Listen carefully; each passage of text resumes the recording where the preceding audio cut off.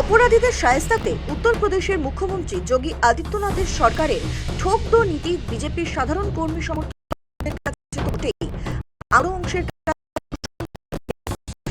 বারুইপুরের পুলিশের সঙ্গে এক ধর্ষক খুনির হওয়ার উত্তরপ্রদেশে নিয়ে নতুন করে আলোচনা শুরু হয়েছে।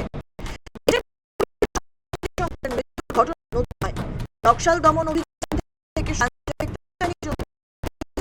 অতীত এমন ঘটনা ঘটেছে। এই সঙ্গে বেশি আলোচিত হয়েছে 2017 সালে উত্তর যোগী আদিত্যনাথ মুখ্যমন্ত্রী হওয়ার পর পুলিশ এনকাউন্টার সংখ্যা মানবাধিকার বিরোধীদের অভিযোগ পর্যন্ত মামলা গড়ায়। শীর্ষ আদালত মামলায় উত্তর সরকারের তলব করে। বারুই ঘটনার পর যোগী এনকাউন্টারের আলোচনা উস্কে দিয়েছে। যোগীর নবশাসনে উত্তরপ্রদেশের 17,000টি এনকাউন্টার হয়েছে। পুলিশ সংঘর্ষে নিহত হয় 219 অপরাধী। অপরাধের হামলায় মারা যান 18 জন কর্মী। পুলিশের অভিযানে আহতের সংখ্যা 1,048 জন। 34,653 অপরাধীকে পুলিশ গ্রেফতার করে। নিহত ও আহতের মধ্যে মাফিয়া মুখ্যমন্ত্রী আদিত্যনাথ উত্তরপ্রদেশ কোন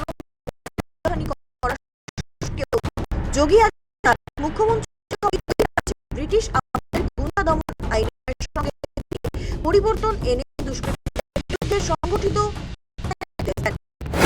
প্রতিটি জেলায় গুন্ডা দমন শেষ বাহিনী এই পুলিশের যোগী সরকারের ওই কানপুর বিকাশ দুবে নামে এক অপরাধীর এনকাউন্টারে মৃত্যুর ঘটনায় দুবেকে মধ্যপ্রদেশের উজ্জয়িনী থেকে গ্রেফতারের আগে কানপুরে বিকাশ দুবের দলবল 8 জন পুলিশ কর্মীকে হত্যা করে। পুলিশ তার ডেরায় হানা দিয়েছিল। উত্তরপ্রদেশ পুলিশ তখন দাবি করে দুবেকে মধ্যপ্রদেশ থেকে গাড়িতে কানপুরে আনার পথে সে এক পুলিশের পিস্তল কেড়ে নিয়ে গুলি চালাতে চালাতে পালিয়ে যাওয়ার চেষ্টা করে। পুলিশের পাল্টা গুলিতে সে নিহত হয়।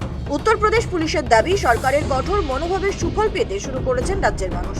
উল্লেখযোগ্য হারে কমে গিয়েছে অপরাধ। উত্তরপ্রদেশের পুলিশের ডিজি দাবি করেছেন যে রাজ্যে অপরাধের হার এখন জাতীয় গড়ের চেয়ে কম। তিনি বলেন, এনসিআরবির প্রতিবেদন অনুযায়ী জাতীয় পর্যায়ে অপরাধের হার যেখানে প্রতি লাখে 252.3, সেখানে উত্তরপ্রদেশে এই হার 180.2। এনকাউন্টার অপারেশনের পাশাপাশি সম্পত্তি বাজেয়াপ্ত, গ্যাংস্টার আইনি ব্যবস্থা, জাতীয় নিরাপত্তা আইন ব্যবহারের মধ্য দিয়ে পদক্ষেপ গ্রহণ করা হয়েছে। তবে ওই রাজ্যের বিরোধীরা প্রথম থেকেই সংঘর্ষে মৃত্যুর ঘটনা নিয়ে প্রশ্ন তুলে আসছে। নিহত ও আহতদের জাত ও ধর্মীয় পরিচয় নিয়েও বিতর্ক রয়েছে। সমালোচকদের বক্তব্য, 2017 থেকে 2025 সালের মধ্যে পুলিশের সঙ্গে সংঘর্ষের ঘটনায় 67 জন সংখ্যালঘু, 42 জন অযাদব ওবিসি, 20 জন ব্রাহ্মণ, 18 জন ঠাকুর, 16 জন যাদব এবং 14 জন তফসিলি জাতিভুক্ত ব্যক্তি নিহত হয়েছেন। তবে এসব নিয়ে চর্চার মাঝেই বারুইপুরের পুলিশের সঙ্গে সংঘর্ষে এক অভিযুক্ত ধর্ষক খুনির নিহত হওয়ার ঘটনায় উত্তরপ্রদেশ নিয়ে নতুন করে আলোচনা শুরু হয়েছে।